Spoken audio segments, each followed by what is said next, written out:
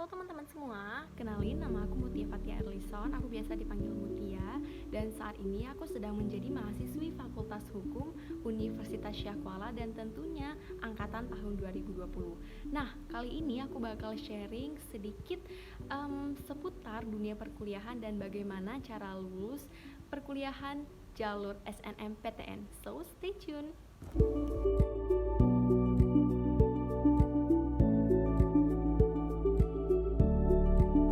Aku sendiri ya nggak nyangka juga bisa lulus jalur SNMPTN, tapi sedikit arahan ataupun saran dari aku nih buat teman-teman yang mau lulus jalur SNMPTN itu, yang pertama harus mencapai grafik nilai dimulai dari semester 1 sampai dengan semester 5 atau semester 1 kelas 1 dan semester 1 kelas 3. Nah, di situ kalian harus memperkuat nilai kalian mulai dari yang paling rendah sampai dengan yang paling tinggi nih teman-teman, supaya grafik nilainya tuh naik terus. Dan yang kedua itu sertifikat prestasi atau sertifikat yang menunjukkan bahwa teman-teman ini salah satu siswa ataupun siswi yang aktif dalam organisasi sekolah maupun di luar sekolah.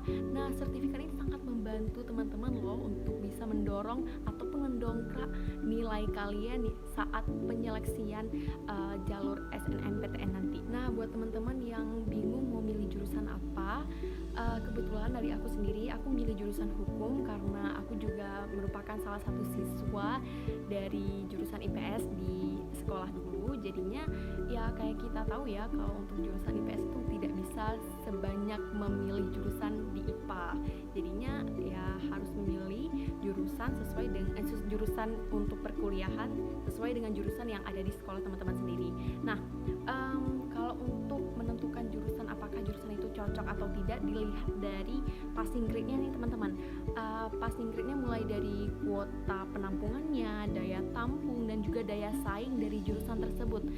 Apabila memang benar-benar cocok dan selaras nih, jadi kalian gak usah ragu lagi, langsung aja kalian coba milih ke jurusan tersebut. Nah, untuk penentuan pemilihan dari jurusannya tersebut itu juga tergantung dari jurusan yang kita pilih di semasa sekolah dulu. Nah, misal untuk yang jurusan IPA itu tidak bisa untuk memilih jurusan ekonomi.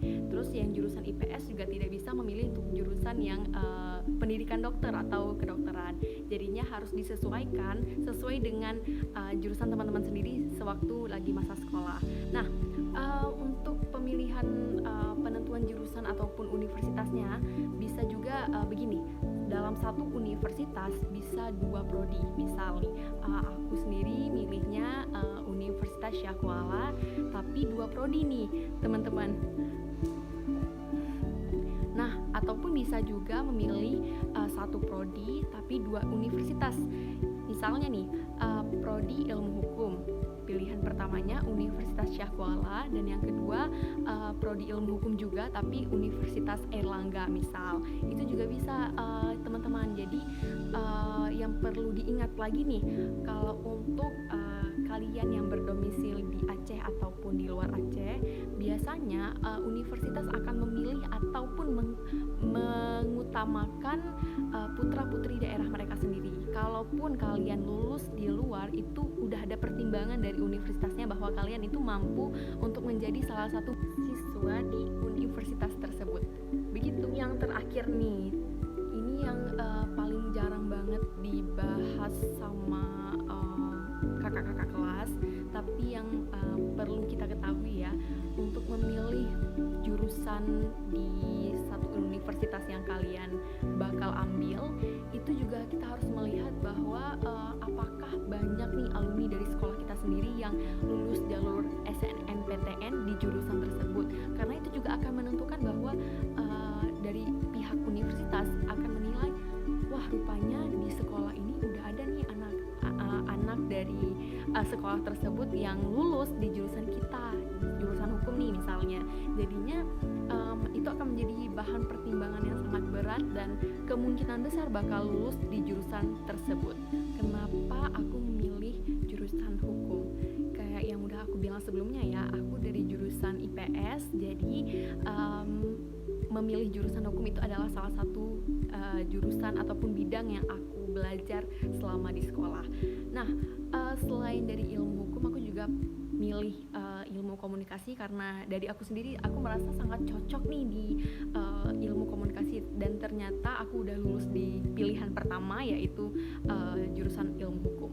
Dan aku milih ilmu hukum sebagai jurusan yang nantinya akan aku tekuni selama di perguruan tinggi itu juga bukanlah suatu hal yang aku pertimbangkan secara ngasal, tapi juga ada beberapa pertimbangan. Yang pertama itu ada target karir 5 tahun ke depan. Entar sudah aku tamat menjadi sarjana hukum, aku bakal ngapain aja, aku bakal jadi apa, begitu. Terus juga yang kedua ada prospek kerjanya nih.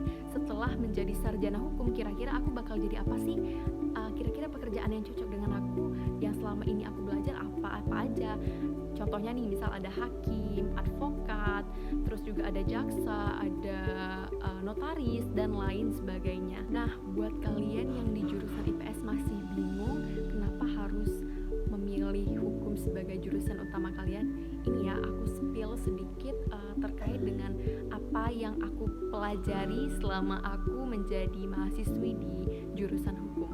Nah, aku spill sedikit ya tentang bagaimana hukum itu menjadi ilmu yang sebagai jawaban aku dari pertanyaan-pertanyaan aku yang dulu. Misalnya, kenapa seseorang bisa melakukan poligami? Contohnya di sinetron. Padahal banyak kan di sinetron itu yang menunjukkan adegan seorang suami yang menikah lagi tanpa adanya persetujuan dari istrinya pertama. Ternyata teman-teman itu sangat tidak sah. Berdasarkan dari Undang-Undang Perkawinan sendiri nomor 1 tahun 1974 mengatakan bahwa pernikahan itu adalah suatu ikatan lahir batin antara laki-laki dan perempuan sebagai suami istri untuk menghasilkan keturunan dan membangun rumah tangga berdasarkan dengan ketuhanan yang Maha Esa. Maka hal tersebut dapat dipertimbangkan lagi oleh hakim ataupun pengadilan, dan juga harus ada persetujuan dari istri yang pertama. Begitu teman-teman. Nah, selanjutnya juga banyak lagi hal-hal lain yang sekiranya bisa menjadi jawaban ketika kita dapat berkuliah di jurusan hukum. Untuk selanjutnya ada lagi nih seputar apakah boleh di Indonesia mengizinkan untuk menikah antar agama. Nah, ini pembahasan yang sangat seru loh.